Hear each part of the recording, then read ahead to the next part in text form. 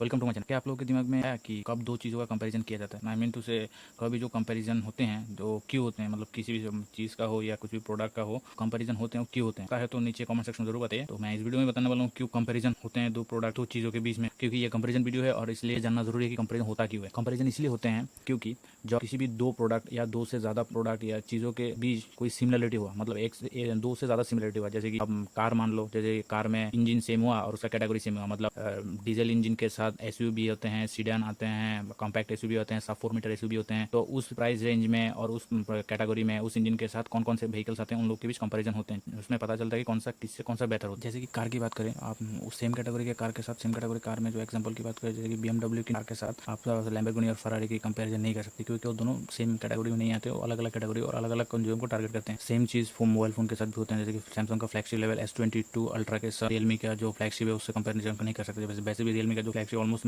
Higher mid range में आते हैं, भले ही उसका प्रोसेसर सेम ही हो, लेकिन आप कंपैरिजन नहीं कर सकते, क्योंकि वो जो सैमसंग का जो फोन है वो प्रीमियम कैटेगरी में बिलोंग करते हैं और वो जो मिड रेंज कैटेगरी में बिलोंग करते हैं, और दोनों का कंपैरिजन करने का कोई मतलब ही नहीं बनता, क्योंकि दोनों अलग ही कैटेगरी में आते हैं। सेम चीज़ जो मैंने अभी बताया कि BMW के साथ फरारी के कंपैरिजन नहीं होते। सेम चीज़ लैपटॉप के साथ भी कर सकते हैं। जी कौन सा प्राइस है, इस प्राइस रेंज मान लो कि 50,000 के प्राइस रेंज में कौन सा लैपटॉप अच्छा है, उसमें कौन सा प्रोसेसर अच्छा होते हैं, सेम कंपनी का हुआ तो उसमें क्या इंप्रूवमेंट है ना। सेम चीज़ मोबाइल में भी एप्लीकेबल होते हैं। जैसे कि इस वीडियो में दो फोनों का कंपैरिजन, और क्यों फोनों का कंपैरिजन होते हैं इन फोनों के मामले में, जैसे कि गाड़ी को मामले में दो चीज़ों का इंजन सेम हुआ या कैटेगरी सेम हुआ तो कंपैरिजन होते हैं, तो सेम चीज़ इसमें भी है, इसलिए इस दोनों फोन का कंपैरिजन हो रहे हैं। और दो चीज़ों में क्या क्या सिमिलरिटी हो सकते हैं मोबाइल फोन में, आई मीन टू से स्मार्टफोन में? पहला चीज़ है प्रोसेसर, दूसरा चीज़ है प्राइस, मतलब कितने प्राइस रेंज में वो आ रहे हैं, और तीसरा चीज़ है वो है कैमरा। मतलब अलग अलग लोगों के लिए अलग अलग कैटेगरी हो सकते हैं, लेकिन ये जो दो तीन फैक्टर है वो ज़्यादा डिपेंड करते हैं किसी भी चीज़ के परचेसिंग डिसीजन में और कंपैरिजन के डिसीजन में। वैसे ही बहुत लोगों को फास्ट चार्जिंग चाहिए, वो भी अलग कैटेगरी में जा सकते हैं, जैसे कि नॉर्मल चार्जिंग वाला सस्ते में आता है, फास्ट चार्जिंग वाला महंगे में आते हैं, वो भी एक कंपैरिजन का बात हो गई। जैसे कि डिस्प्ले कैसा है, LCD है, एमोलेड है, सुपर एमोलेड है, में भी 8 बिट कलर है या 10 बिट कलर है, वो भी डिपेंड करते हैं। इससे बहुत सारे फैक्टर रहते हैं, लेकिन जैसे कि मैंने बताया किसी भी दो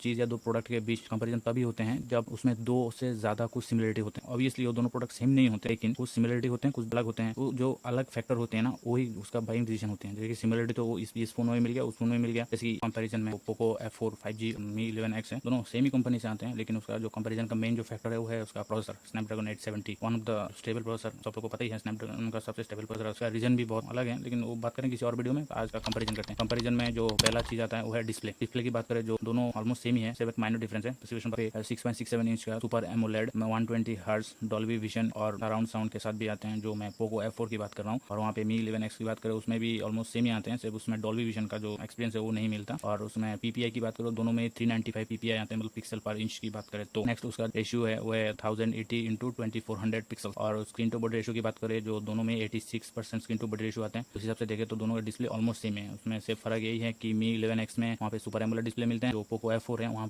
E4 एमोलेड मिलते हैं। तो दोनों अपने अपनी जगह में अच्छे हैं, लेकिन सुपर एमोलेड थोड़ा ज़्यादा पंची होते हैं as compared to normal AMOLED. हमारा जो नेक्स्ट चीज़ है जो है प्रोसेसर, जैसे कि हम लोग ने बताया अभी, दोनों में स्नैपड्रैगन 870 प्रोसेसर आते हैं। आर्किटेक्चर जो है मतलब वो ऑक्टा कोर प्रोसेसर। स्नैपड्रैगन 870 का क्लॉक स्पीड की बात करें, जो प्राइमरी कोर है 3.2 गीगाहर्ट्ज क्लॉक स्पीड में है, जिसका आर्किटेक्चर है क्रायो गोल्ड 885। और जो बाकी तीन कोर हैं जो उसको पावरफुल कोर होते हैं वो है 2.42 गीगाहर्ट्ज, जो बना हुआ है क्रायो गोल्ड 885 आर्किटेक्चर के ऊपर। एफिशिएंसी कोर की बात करें, जो 4 एफिशिएंसी कोर होते हैं वो 1.8 गीगाहर्ट्ज में क्लॉक्ड है, वो है क्रायो सिल्वर 885 की आर्किटेक्चर में बना हुआ है। जीपीयू की बात करें, वहाँ पे Adreno 650 जीपीयू मिलते हैं, जो एक अच्छा खासा परफॉर्मेंस दे सकते हैं। दोनों में सेम आते हैं, क्योंकि प्रोसेसर दोनों में ही सेम है। नेक्स्ट चीज़ की बात करें वो है मेमोरी में जो आता है वो रैम रोम, मतलब डेडिकेटेड स्लॉट है। दोनों फोन स्टार्ट होते हैं 128GB से। Mi 11X हैं वो दो भी वेरिएंट में आते हैं, वो है 6GB रैम 128GB इंटरनल, और दूसरा है 8GB रैम और 128GB इंटरनल। पोको में भी सेम वेरिएंट आते हैं, लेकिन उसमें एक हायर वेरिएंट में आते हैं जहाँ पे 12GB रैम और 256GB इंटरनल आते हैं। दोनों में ही LPDDR5 रैम UFS 3.1 स्टोरेज मिलते हैं, जिसमें माइक्रो SD कार्ड की सुविधा उपलब्ध नहीं है। वाह, क्या हिंदी बोला ना मैंने, मतलब उसमें किसी में भी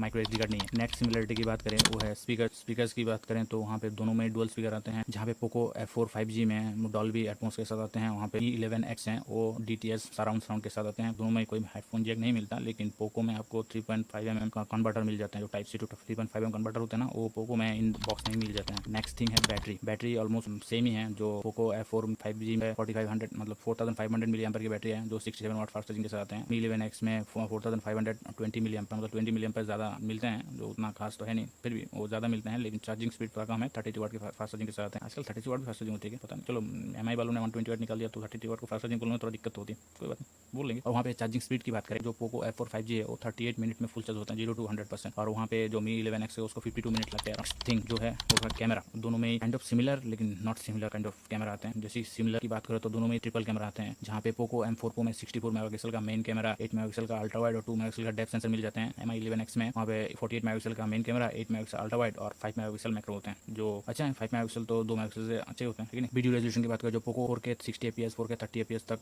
रिकॉर्ड कर सकते हैं, और उसके साथ OIS भी आपको मिल जाते हैं। और जो OIS हैं वो 4K 60 fps में काम नहीं करते, 4K 30 fps में आप OIS अनेबल कर सकते हैं, उसमें दोनों अनेबल कर सकते हैं, OIS प्लस EIS दोनों अनेबल कर सकते हैं। लेकिन मेरा जो रिकमेंडेशन रहेगा, आप EIS से ज़्यादा शूट करेगा तो बेहतर रहेगा, क्योंकि जो OIS और EIS दोनों एक साथ काम करते हैं ना, तो उसमें वीडियो में जिटर ज़्यादा दिखाई देता है।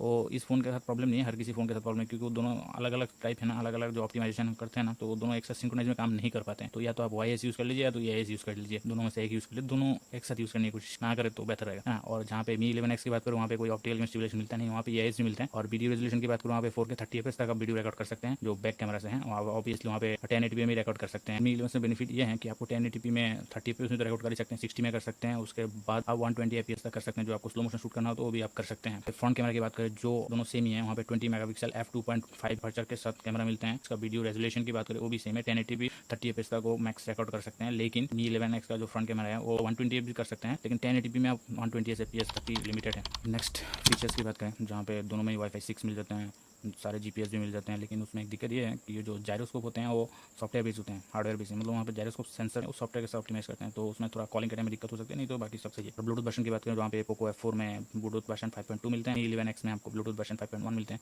उतना ड्रास्टिक चेंज है, लेकिन चेंज तो है, लेटेस्ट है 5.1, थोड़ा बल पुराना है, लेकिन इसका मतलब ये नहीं अक्सर पुराना हो तो खराब है। जैसे कि आप 70 प्रोसेसर के साथ देख सकते हैं, जैसे कि अभी तो Snapdragon 8 Gen 1 उसका लेटेस्ट प्रोसेसर है, और जनरली जो Snapdragon के साथ उसका जो लेटेस्ट प्रोसेसर है वो सबसे बेहतरीन प्रोसेसर होते हैं, लेकिन इस मामले में वो इतना अच्छा नहीं है, क्योंकि जो 870 है one of the stable processor इसलिए माना जाता है क्योंकि वो हीट मैनेजमेंट अच्छा करते हैं। क्योंकि आप पहले ही बताएं कि जो हीट जो है वो किसी भी फोन के लिए, बैटरी के लिए तो खराब तो है ही, लेकिन प्रोसेसर की परफॉर्मेंस के लिए भी बहुत दिक्कत पैदा करते हैं जो हीट होते हैं। इसलिए जितना हीट कंट्रोल में होगा उतना अच्छा परफॉर्मेंस वो दे पाएगा किसी भी चीज़ से, वो लैपटॉप हो या कंप्यूटर हो या मोबाइल फोन, ऑलमोस्ट सेम। लेकिन एक चीज़ का वहाँ पे डिफरेंस 11X में नहीं मिलते हैं, वो NFC का आप यूज़ करते हैं तो अच्छी बात है। जैसे कि पेमेंट के टाइम में मतलब क्या कार्डलेस पेमेंट होते हैं ना, उसमें आप NFC यूज़ कर सकते हैं। जैसे कभी कभी टैग यूज़ करना हो तो NFC यूज़ कर सकते हैं। तो NFC यूज़ करते हैं तो उस हिसाब से आपको पोको F4 की हो जाना चाहिए, क्योंकि पोको F4 NFC आते हैं जो, और Mi 11X में NFC नहीं आते हैं। डायमेंशन की बात करें दोनों ही ऑलमोस्ट सेम है। लंबाई की बात करें वो है 163.2 मिलीमीटर, चौड़ाई की बात करें जो कितना थिकनेस है वो ऑलमोस्ट सेम है 7.7 मिलीमीटर। विड्थ होते हैं जो हैं वो 76 मिलीमीटर है। उसमें जो Mi 11X है तो थोड़ा ज़्यादा चौड़ा है, वो 76.4 मिलीमीटर के आसपास, मतलब इतना भी अनकंफर्टेबल नहीं है, बस 0.4 मिलीमीटर ज़्यादा है, इतना फर्क पड़ना नहीं चाहिए। और दोनों में आपको F4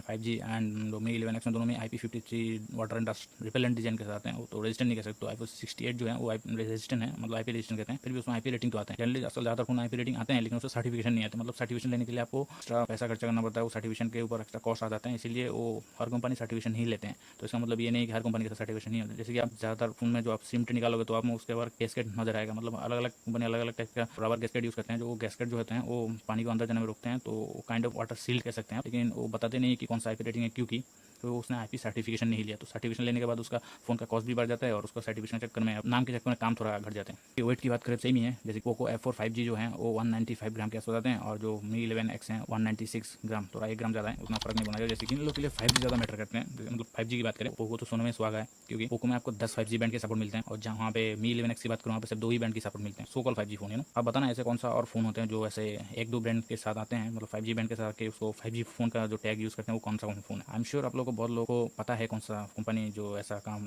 पहले कर चुके हैं, तो आप लोगों को कमेंट में बताना कि कौन से कंपनी ऐसा करते हैं। तो अब कंक्लूजन की बात करें, इसमें आप लोग पता ही है कि कौन सा सिमिलर है, जैसे कि डिस्प्ले ऑलमोस्ट सिमिलर है, मतलब उतना खास फर्क है नहीं। सुपर एमोलेड हाँ थोड़ा बेटर होते हैं, लेकिन उतना खास फर्क है नहीं। लेकिन जो वहाँ पे पोको में है ना, उसका आपको डॉल्बी विजन का सपोर्ट मिलता है, जो आप नेटफ्लिक्स अमेजन प्राइम में वो अच्छे से कंटेंट को मजा ले सकते हो। Mi 11X के साथ ठीक ही है, लेकिन डॉल्बी विजन का सपोर्ट नहीं है, और डॉल्बी विजन और डॉल्बी एटमॉस का सपोर्ट नहीं है, तो अलग ही एक्सपीरियंस देते हैं। जो एंटरटेनमेंट पर्पस के लिए लेते हैं उन लोग की बात कर रहा हूँ। और दूसरा जो सिमिलरिटी है परफॉर्मेंस, मतलब प्रोसेसर की बात कर रहा हूँ, Snapdragon 870 one of the stable processor of Snapdragon, आप भी जानते हैं, मैं भी जानता हूँ, सब जानते हैं, तो उसमें कोई डिसाइडिंग फैक्टर नहीं रहेगा। जैसे कि मैंने पहले ही बताया था कंपैरिजन की होते हैं, इसलिए बताया था कि कुछ सिमिलरिटी होते हैं। तो पहला सिमिलरिटी होते हैं डिस्प्ले, दूसरा सिमिलरिटी है उसका प्रोसेसर, तीसरा सिमिलरिटी जो है बैटरी में हाँ थोड़ा साइज दोनों सेम है, लेकिन चार्जिंग स्पीड में थोड़ा फर्क है, लेकिन जो कैपेसिटी ऑलमोस्ट सेम है, मतलब 20 एम्पियर ज़्यादा है Mi 11X में, नहीं तो डायमेंशन वाइज उसका साइज, वेट, उसका जो मतलब वेट ऑलमोस्ट सब कुछ आइडेंटिकल है। और वहाँ पे लास्ट चीज़ है वो है प्राइस की बात करें वो ऑलमोस्ट सिमिलर है। जैसे कि आपको 128GB जो पोको F4 का है वो अराउंड मॉडल है, उसका प्राइस अराउंड 26,000 के अराउंड होते हैं, और उसमें सेम जो Mi 11X का जो 128GB का जो वेरियंट है वो अराउंड 27,000 समथिंग